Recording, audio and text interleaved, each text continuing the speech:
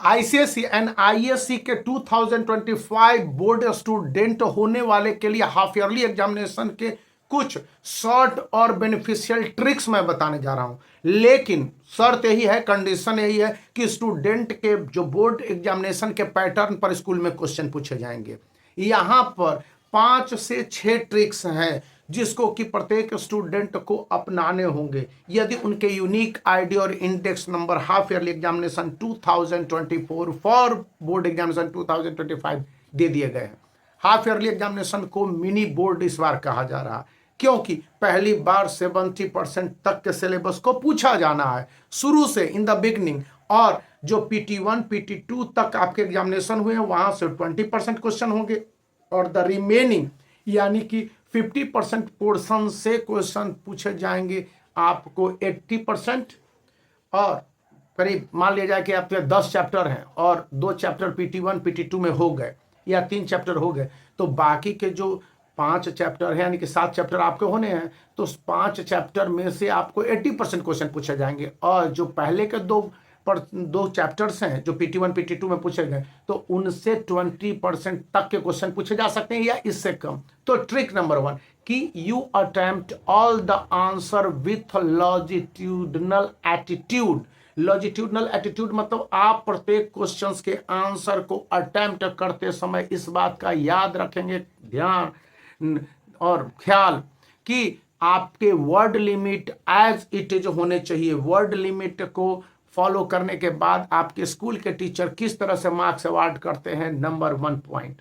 Number 2 point English, Hindi, Odia और जितने भी रीजनल लैंग्वेज है कि लेटर राइटिंग पत्र लेखन है, ईमेल लिखने के लिए कहा गया है या फिर आपके एडवर्टीजमेंट का जो पार्ट है या जितने भी आपके क्रिएटिव राइटिंग है उनमें फॉर्मेट को सबसे ज्यादा ध्यान रखना है। और स्टूडेंट के लिए कंपलसरी कर दिया गया है। मैं इस 61 सैंपल पेपर को थ्रू आउट स्टडी किया, सैटरडे और संडे दोनों दिन छुट्टी थी और यहाँ पर जो CISE का गाइडलाइंस पढ़ा और उसके बाद मैं CISE के बारे में अपडेट करता रहता हूँ तो आप प्रत्येक इंस्ट्रक्शंस को पढ़ेंगे तो साफ साफ लिखा होगा, चाहे वो हिंदी का इंस्ट्रक्शंस हो या इवन आप देख लीजिए इधर इंग्लिश का इंस्ट्रक्शंस हो, इनमें साफ साफ बताया गया है स्टूडेंट के लिए कि स्टूडेंट के जो क्वेश्चंस के आंसर हैं वो कंप्लीटली स्टूडेंट के थॉट बेस्ड होने चाहिए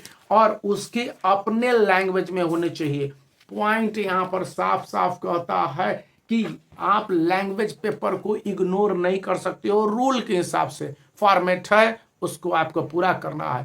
third, originality of your answer. आपने देखा है कॉम्पिटेंसी बेस्ड क्वेश्चंस को पूछा जा रहा है। हम अपने चैनल पर भी एक लंबा सीरीज लाने जा रहे हैं जिसमें कि एक तो बुक होगा, इसके अलावा मैंने 10 ईयर्स जो इसको बनाया हुआ है 10 ईयर्स से, और इसके साथ साथ जितने भी ये सारे मंथली प्रैक्टिस वर्क बुक हैं इन तमाम से क्वेश्चंस को देने जा रहा हूँ। एक ऑल इन वन सीरीज भी आई हुई है, इनको भी मैंने मंगाया है तो ये ऑल इन वन सीरीज भी मैं आपको अच्छी तरह से दिखलाऊंगा और इससे भी बताऊंगा क्योंकि इसमें सभी सब्जेक्ट का इंक्लूडिंग है।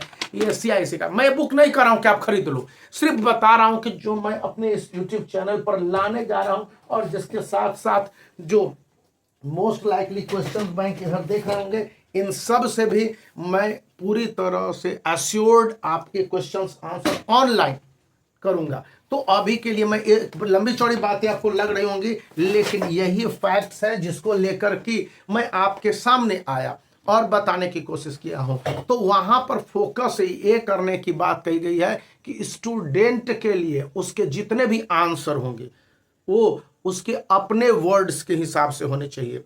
अब एक चौथी बात आ जाती है मैथमेटिक्स और फिजिक्स और केमिस्ट्री के न्यूमेरिकल्स में, ICSE एंड ISE दोनों स्टूडेंट के लिए कि आप वहां पर जो वर्ड लिमिट के हिसाब से जहां पर थ्योरी देने हैं, कंसेप्ट देने हैं या आपको क्वेश्चंस के आंसर लिखने हैं तो स्टेप वाइज आंसर को देने होंगे। अगर स्टूडेंट स्टेप वाइज आंसर को नहीं दे रहे होंगे इवन कंप्यूटर के स्ट्रिंग में भी तो उसको मान लिया जाएगा कि एक गड़बड़ है और वहां पर उसके मार्क्स को काट लिए जाएंगे।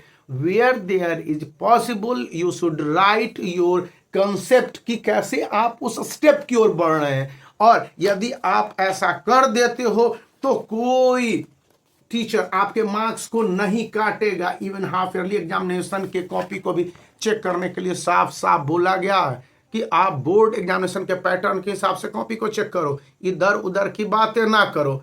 टीचर के लिए भी और इसके बाद इंस्ट्रक्टर के लिए भी ये बातें कही गई हैं। तो आप इन बातों को ध्यान रखेंगे कि क्या इंस्ट्रक्शंस दिए गए हैं। और जो आंसर आप लिख रहे होते हो तो आंसर में ओरिजिनलिटी होनी चाहिए। आंसर पूरी तरह से स्टूडेंट के वर्ड बेस्ड होने चाहिए और टेक्स्ट बुक पर आधारित जो फैक्ट्स होंगे, फिगर होंगे, डायग्राम होंगे, उसको आप लॉजिकली सीक्वेंस वाइज आंसर में इंक्लूड करोगे, न कि जैसे मन किया वैसे आप आंसर को इंक्लूड कर दोगे।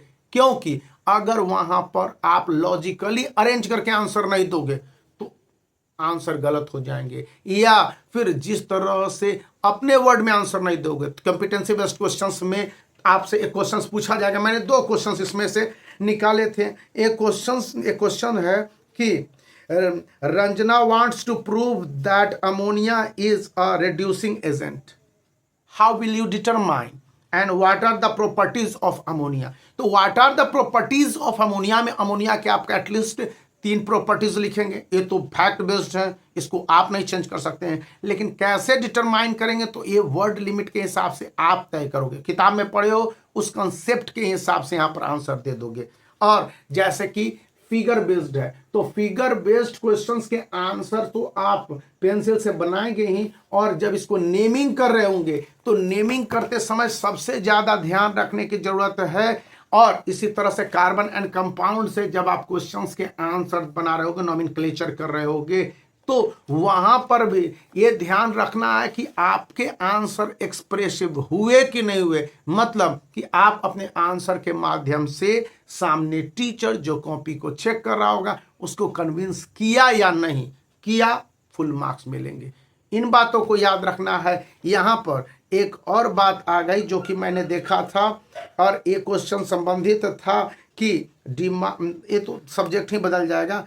मैं कंप्यूटर एप्लीकेशन से पूछ रहा था, थोड़ा साइंस से मैं पूछ लेता हूँ। सभी सब्जेक्ट का टिक करना पड़ता है। यहाँ पर बताया गया है इलेक्ट्रोप्लेटिंग आयरन ऑब्जेक्ट विथ निकल involve a 2 step process, step 1 and step 2। अब यहाँ पर इस फिगर के बेस्ड पर आपको कई प्रॉब्लम दे दिए जाएंगे, कॉम्पिटेंसी बेस्ड क्वेश्चन। तो आप इसके आंसर को कैसे दोगे, इसलिए ऐसे activity based questions, concept based questions, figure based questions, graph based questions को आप अच्छी तरह से समझकर आंसर को देना है। इसको आप लाइट न लो कि हाफ ईयरली एग्जामिनेशन है, लिया और हो गया, क्योंकि इसमें गड़बड़ी होने की बहुत ज़्यादा चांस हो गया। और जब गड़बड़ी हो जाएगी तो आपके मार्क्स कटेंगे। और इसका मैं 2 से ज़्यादा वीडियो बना के बता चुका हूँ कि किस तरह से इंसान गड़बड़ी करने के चक्कर में फंस जाता है।